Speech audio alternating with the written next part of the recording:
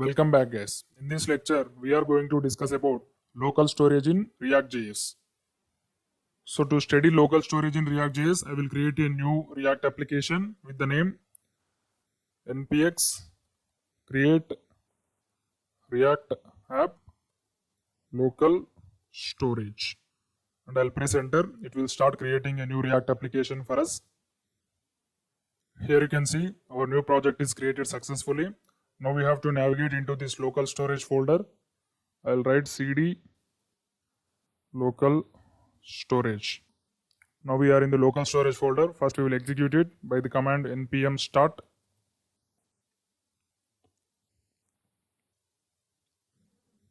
Here you can see our project executed successfully. Now we will run it on the Google Chrome. I'll run localhost 3000. Here you can see the output. Now I will change the default stuff in the app.js component. Click here to expand it and click on the source folder and move into the app.js, and I'll remove all the default stuff here. Now I will write one h1 text. h1. The lecture name is local storage. Local storage. Let's see. Here you can see all the default stuff has gone. Now we have only one h1 text in the screen, that is local storage. Now we have to learn what is a local storage. Local storage is nothing but the storage which is present in the browser. So as of now, we know that ReactJS is a client-side application. Means ReactJS is a framework which is used to develop client-side web applications. Means here we do not have the database. Whenever you want to add database, we should have any one server-side scripting language like Node.js. So in this we don't have server-side scripting language and we don't have database. That's why we need to store the data in the browser. So here the local storage is one of the type of browser storage like session storage, cloud storage, etc. Now I will show you how to store the data in the local storage of a browser. First of all, we will create one input element in the div input, and here I will write the placeholder. Placeholder is equal to username. Now we will add one on-click button.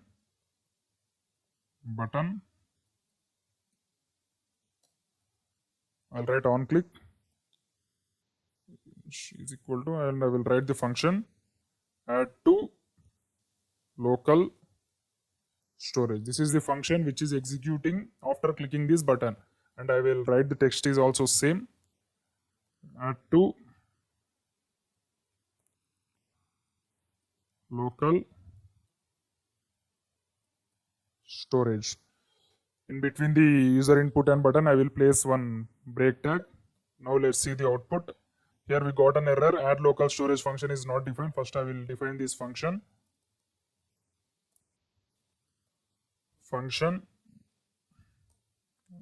That's it. Here first we have to write one any statement in the function. Again it's raising error. Here we forgot to add the function name.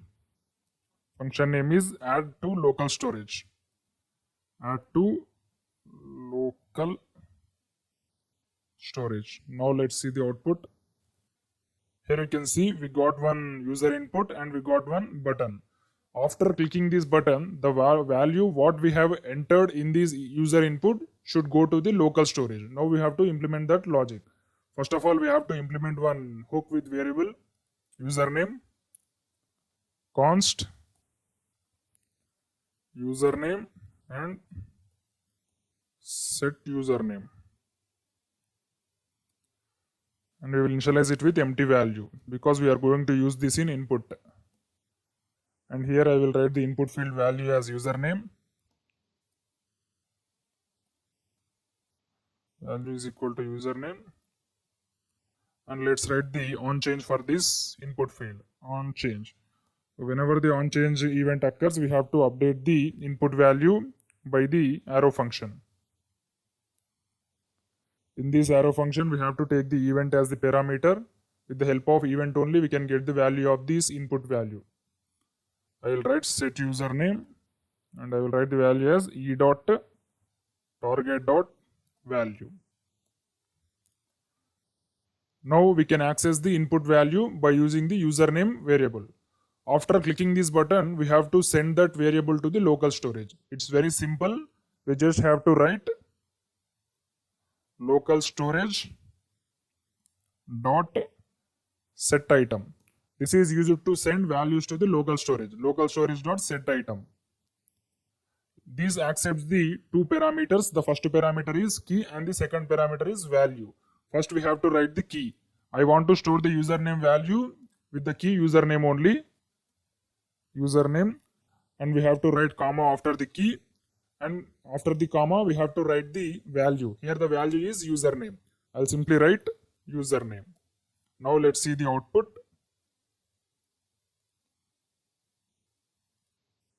Here we have one input field and we have one button. So first I will write the username as JavaScript.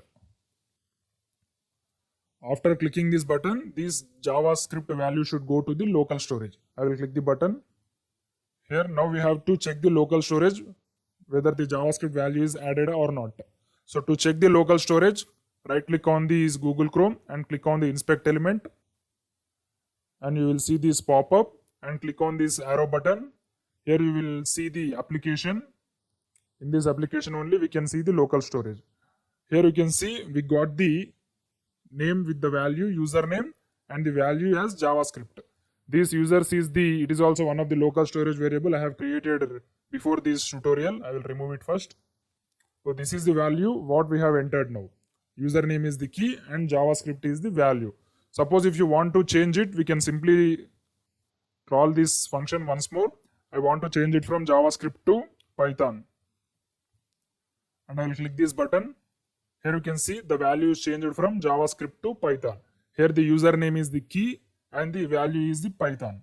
Whenever you want to add any item to the local storage, you just have to write local storage dot set item. In this set item function, we have to write two parameters. So the first parameter is key and the second parameter is value. Here the username is the key and the username is the value. This username variable is received from the hook, which is given in the input value. Now we will see how to get the value of variables which are already added in the local storage. Here we have already added the username value in the local storage. Now we will see how to get that value. Here first I will create one h1 text bottom of the button. h1. In this h1 text only I will print the value of username. First I will write the value of username in local storage. Local storage is, and we have to get it by the function local storage dot get item. We have to write this in curly braces because it belongs to JavaScript. That's why you have to write it in curly braces. Local storage dot get item, and this get item accepts one parameter. That parameter is key of the variable. Here we want the username value. So we have to enter the key in which key you have stored the value of the username.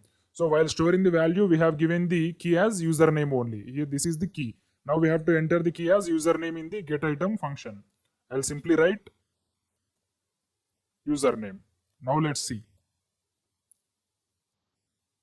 Here you can see we got the output. The value of username in local storage is Java. If you open the local storage, we can see the key and value. Here you can see username is key and value is Java. Like this way, we can access the local storage variable in ReactJS. So to store the value, we have to use local storage dot set item, and to edit the value also, we have to use the same method, local storage dot set item. Once we can store the value in the local storage, we can edit as many as times. And to get the value, we have to use the method local storage dot get item. This get item method accepts only one parameter, that is the key of the variable.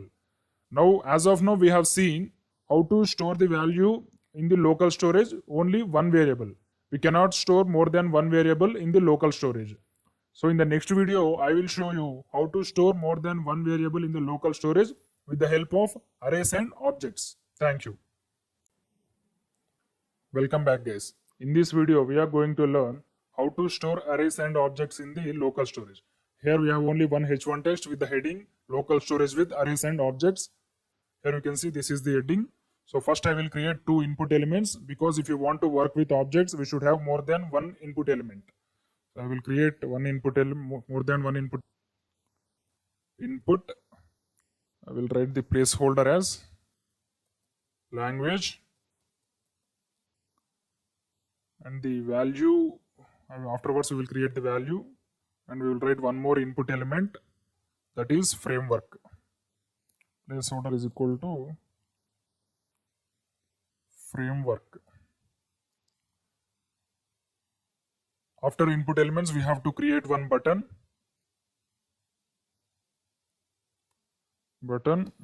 on click equal to save language. After clicking this button, we have to execute this function. I will add the text to this button as save language only.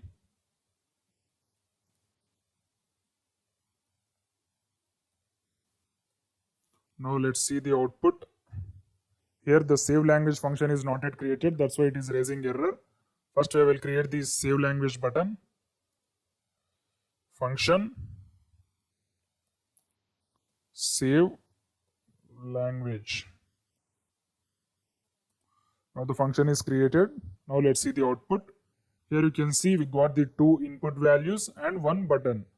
So I will break these input elements so it will come down, BR and BR. Now it's good. The first input field is language and the second input field is framework.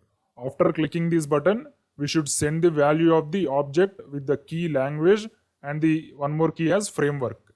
So as of now, in the previous lecture, we have seen how to send the value as a string to the local storage. We didn't see the how to send object. Now we will see. First we have to write one const variables. Const language set language. We have to initialize it with empty string. Use state. And we have to create one more value, const framework and set framework. And this is also we have to initialize it with the empty value only. Now we have to use this variable in the input elements. Value is equal to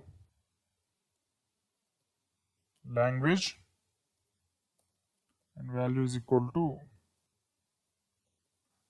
framework.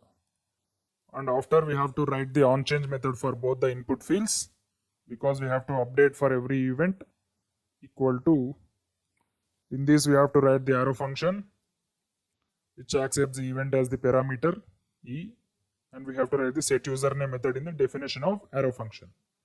Set language e dot target dot value.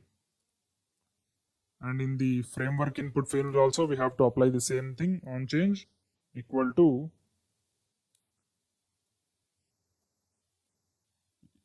here we have to accept the event and we have to write set framework e dot target dot value. Now we have to write logic in the save language function. First of all, we have to create one object where I will create the object name as course. Course is equal to, in this we have to write two properties. The first property is language and the value is language. And the second property is framework. So every course is having one language and one framework. Framework is the key and the value is also framework, because we have declared the framework in the hook. Framework. Now we have to store this object in the local storage after clicking the save language button. So I'll just write local storage dot set item. In this first I will write the key as courses and I will write the value as course. Now let's see whether it is working or not. So it's raising an error, course is not defined. Oh, here's there is something error, where course. Here the course spelling is wrong. We got one other key. That's why we should write normal C. Now let's see the output. Here you can see we got the output, both the input fields with the keys, language and framework. First I will enter the key as JavaScript as the language and the framework name is ReactJS.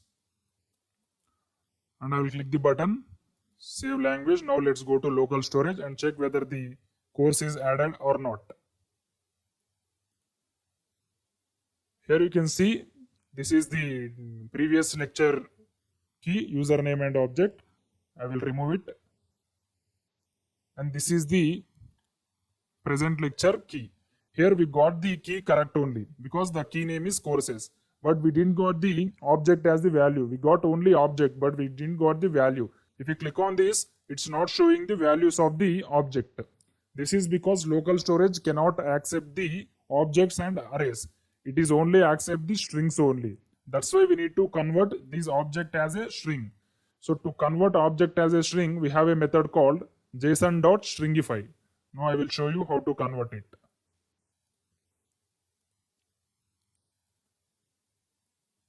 json.stringify. In this we have to write the object name. So here the object name is course. Now let's see. I will write the language as JavaScript once again. JavaScript and the framework name is ReactJS. I'll enter the save language. Now let's go to local storage. Here you can see now we got the output. Language is here in the bottom. You can see the values. Language is ReactJS. Language is JavaScript and the framework is ReactJS. So before we didn't got the output, we got only object, but it is not showing the values in that object because local storage will not accept the objects and arrays. It is only accept the strings. That's why we need to convert the object as a string by using the method json.stringify. Now let's see how to add the number of objects in the local storage. As of now, we have added only one object. So to add number of objects, we have to use the array of objects. So first I will create one array where courses is the array. Here I will initialize it with empty array. And after getting the object from the user inputs, we have to push this object into the array. We just have to write courses dot push and we have to push the array and the object name is course. Now we have to send the entire array. I will write the array name as courses because the course is the object, courses is the array. Courses. Now we will see. So before we got object in the local storage, now we should got the array in the local storage. So I will write the value as JavaScript as the language and the framework is ReactJS. I'll write save language. Now let's go to local storage. Here you can see we got the array. If you observe here, we got the square bracket symbols. Square brackets indicates array. In that array, we have only one object. The object is language JavaScript and the framework is React. Now we will see how to add more than one object. Suppose if you add one more object, it will replace the current object. So I will add the language as Java and the framework as Spring. Spring. So if I click on the save language button, it will remove the old object and it will replace with the new object. Here you can see the old object is removed and the new object is came. So this is not what we want. So after clicking the button, this new object should be added to the previous array. Means it should display two values. It should not erase the first object in the array. So now we will see how to get that. So to store more than one object in the local storage array, we just have to initialize the array with json.parse. json.parse. In this, we have to get the already stored array in the local storage. So we have stored the array with the key courses. Now we have to get that. Local storage dot get item, and the key is courses. So sometimes the array is empty. In that situations, we have to assign the empty array to these courses. So we just have to write the OR operator, or in the colons we have to write the empty array, because the local storage accepts only string. So whatever the data you want to store in the local storage, you just have to store in the form of strings only. Here the json.parse method is used to get the object from the string to JSON. In this lecture, we have discussed two methods. The first method is json.stringify and json.parse. json.stringify is used to convert object to string, and json.parse is used to convert the string to object. So whenever you want to add the element to the local storage, we just have to convert the object to the string. Here we are getting the already stored value from the local storage. That's why we just have to use json.parse. Now we will see whether it is working or not. Control S. Now let's go back to VS Code, not VS Code, Google Chrome. First of all, I will remove all the local storage variables. Application. Here I will remove this courses variable. Now we will add the new language and new framework. I will write the language as JavaScript and value as ReactJS. I will press the save language button. Here you can see the first object is added successfully in the 0 index. You can see the index also. In the 0 index, the object is language JavaScript and the framework is ReactJS. Now I will add the second object. The second object is Python as the language, and the framework name is Django. Django. Now I will click the save language button. Here you can see the second object is added at the one index. First, in the first index we got the value JavaScript and ReactJS. In the second index we got the value Python and framework. Now I will add the third object with the value PHP is the language and the Laravel is the framework. Save language. Here you can see we got the third object with the language as PHP and the framework as Laravel. Here we are not deleting the previous objects in the array. The new object is adding after the previous objects. So first we have added the JavaScript, and the second we have added the Python, and third we have added the PHP. Now the array contains 3 objects. If you observe the syntax, I will explain the syntax now, so it's very difficult to understand. Here, whenever you click the save language button, this save language function will execute. In the save language function, the first statement we have written is initializing an array with the name courses. This courses array contains the value which is already stored in the local storage with the name courses. If the courses variable is not present, it will take the empty array as the value. You can see here we have given the OR operator. So it will check the first condition. If the local storage is having the item courses, it will assign to the courses. And if the local storage is not having the item courses, then empty array will be assigned to the courses. This is because whenever you want to add the first object, then there will be, before the first object, there will be no more courses object in the local storage. That's why we have to assign the empty array before storing the first object. So whenever the first object is stored in the local storage, then the courses will be assigned with the value which is already stored in the local storage. That's why we have to write this text where courses is equal to json.parse local storage dot get item. Here the courses is the array name, and if the array is not present in the local storage, then we have to assign the empty array. And after writing this statement, we just have to take the user value by the object course and the language as language and the framework as framework. Afterwards, we have to push this new object to the array which is already declared with the help of local storage. And we have to update that value by local storage dot set item.